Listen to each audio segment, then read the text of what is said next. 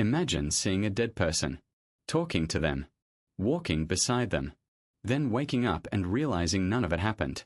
If you were an ancient human, there was only one logical conclusion. Your relative didn't just visit your imagination. Your relative visited you. For most of your existence as a species, dreams were never treated as random noise from a resting brain. They were treated as evidence. Evidence that something survives after the body stops. Evidence that another world exists alongside this one. And once you start thinking that way, everything about how your ancestors viewed reality starts to shift.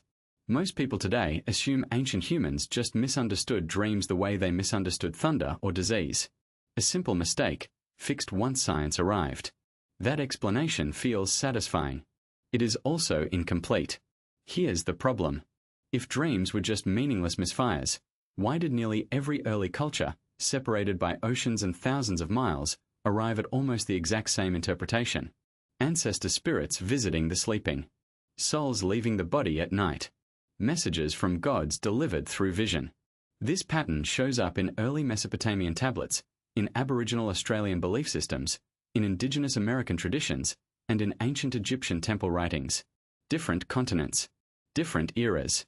Same conclusion. That's not coincidence. That's your brain doing something specific, something predictable, something almost universal. Here's where it gets stranger. Sleep researcher Allan Hobson proposed that dreaming isn't your mind wandering aimlessly. It's your brainstem firing random electrical signals while your cortex, the part responsible for storytelling, scrambles to make sense of the chaos.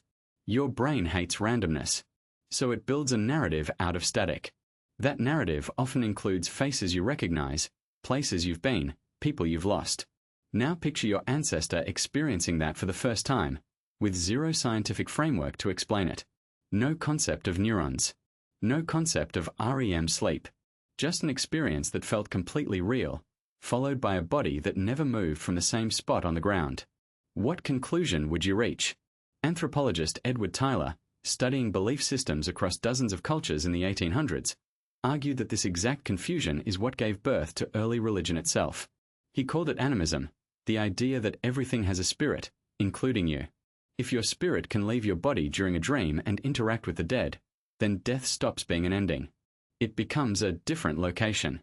Somewhere your spirit could still travel. This is the twist most people never expect.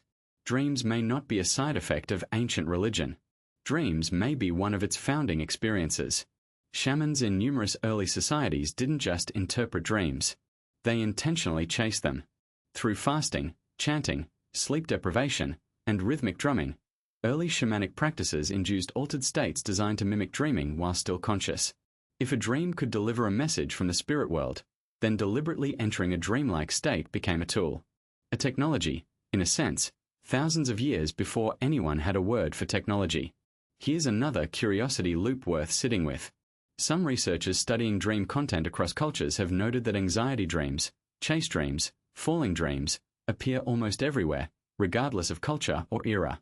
Evolutionary psychologists have proposed that dreaming may have functioned as a kind of rehearsal system, letting your ancestors mentally simulate threats, predators, conflict, danger, without facing any real consequence. Finnish researcher Antti Revonsuo named this the threat simulation theory. So dreaming wasn't just spiritually significant. It may have been survival training, running quietly every single night. Two explanations.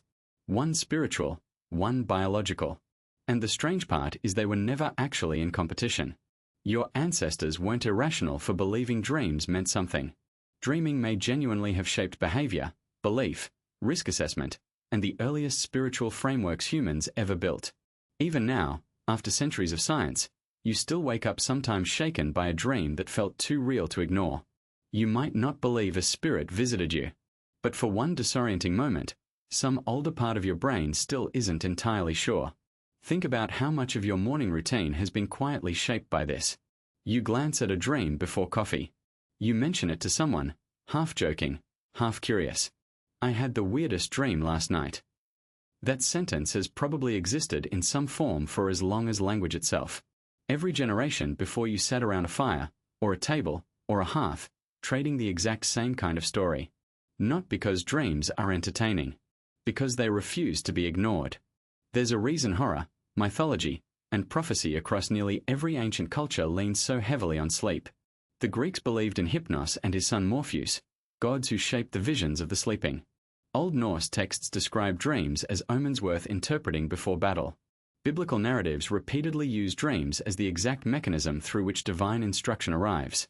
Joseph, Pharaoh, Daniel. The pattern keeps repeating because the experience itself keeps repeating, night after night, in every human skull regardless of geography or belief system. And that consistency is the real mystery here. Your ancestors weren't being gullible. They were responding rationally to an experience that had no other available explanation. Without neuroscience, without an understanding of electrical brain activity, the only honest conclusion left on the table was a supernatural one. In some ways, treating dreams as messages was the most logical interpretation available at the time, not the least logical. Because long before sleep had a scientific explanation, it already had a story. And some nights, lying there in the dark, you still feel that story trying to speak first.